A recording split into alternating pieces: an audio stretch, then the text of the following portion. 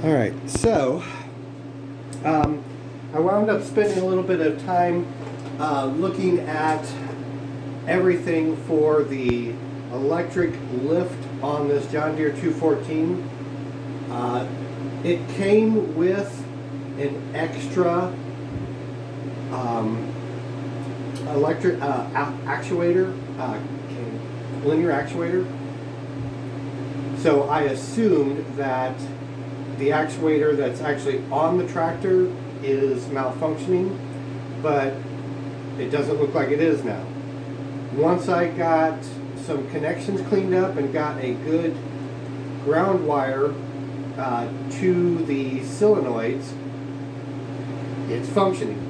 So I figured while I've got this opened up like this, I would do a quick video about the basic operation of this, or at least the operation so far that I understand of this thing. Let me get the key turned on. So it looks like it's these two limit switches here that actually actuate the two solenoid valves. Now, the handle, the actual handle that you guys would use to operate this thing is connected to this right here. The handle moves these two limit switches. This link right here attaches, I don't know if it'll show on the camera or not, but it attaches to a bell crank off of the main lift, the main pivot for the lift. So as the lift is in transition from one position to another, it will rotate this plastic cam. So let me see here. Oh, and of course there's this guy here is supposed to be some kind of depth stop. This is just a spring tensioner to put some resistance on the backstop so it doesn't rotate freely, I'm assuming, from the vibrations of the tractor. So let me see here. How best to explain this? I don't have the handle on it, and this isn't attached to the mechanism, so I guess basically the simplest way I can think of to explain it is you put in the input with the handle, and it will actuate the system until it gets to this low point in the cams and shut the relay off. I know it's a bad explanation, but it's the best explanation I've got at the moment. It'd be nicer to actually see this up on the tractor, but there's no way to actually view the components when it's on the tractor, because this is the top here, this is the bottom here, nowhere to set the camera. So at any rate, there's up,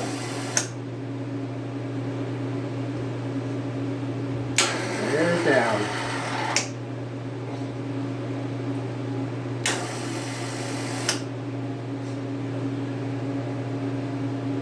Let's see here. So you've got a positive electrical connection on these two top connections, and you've got a negative connection. Let me see if I can find a way to show you here. There's a negative connection right here. It's just I assume a copper bar or aluminum bar coming to this connector here on the solenoid. So basically you have a pair of solenoids that are double throw. Single pole double throw?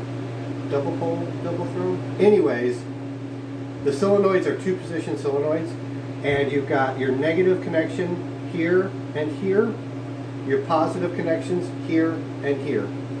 The output, this is the output to the actual electrical solenoid, or the actuator, and the yellow connection is the bottom side of the bottom side here, top side here. The orangish one is bottom side here, top side here. So basically what this is doing, it looks like there's also winches or hoists that are wired in the same way. One solenoid will connect positive to negative, will connect negative to negative. I should draw it out. At any rate, one solenoid at a time actuates, and then it'll have 12 volts positive. It's just a question of whether or not it has 12 volts positive on the orange wire or on the yellow wire. I know it's a terrible explanation, but without drawing the diagram of it, it's just not going to make any sense to anyone. At any rate, think of how electric windows in a car work. The idea is we're reversing the polarity on these two wires to get it to go this way or to get it to go that way. So anyway, let me take you off the camera, off the tripod here real quick, and bring you in closer.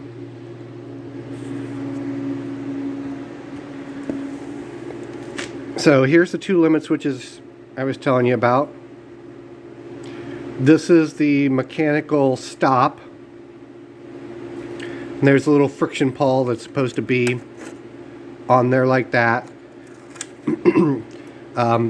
This guy here is just to provide some resistance to the lever. So that has to be tensioned up a little bit.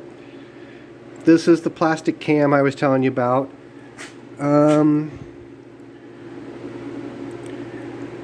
The outboard limit switch.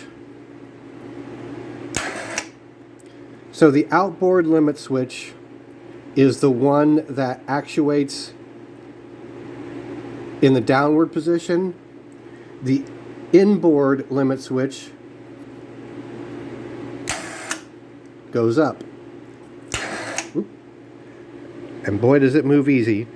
Anyways, I was really surprised to see this thing being plastic, but cool. Okay. And again, positive, negative, negative. These are the electrical connections going to the actuator, and then it connects here and here on the red, and here and here for the yellow. So anyways, I know, clear as mud, but that's what it is. Actually,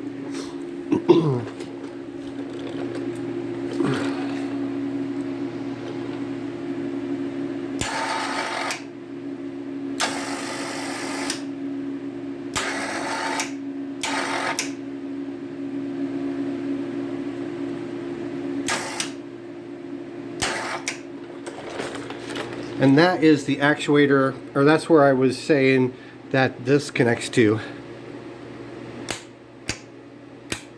Uh-oh.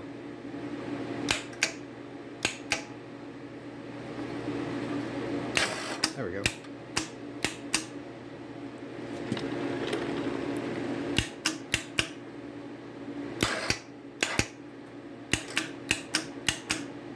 I guess it stopped working. Maybe the actuator is bad after all.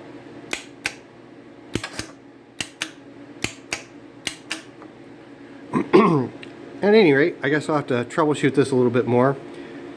Maybe there's still bad connections here and it's not getting voltage through these wires. Or maybe I've got a bad connection up here. Ah, that's what it was.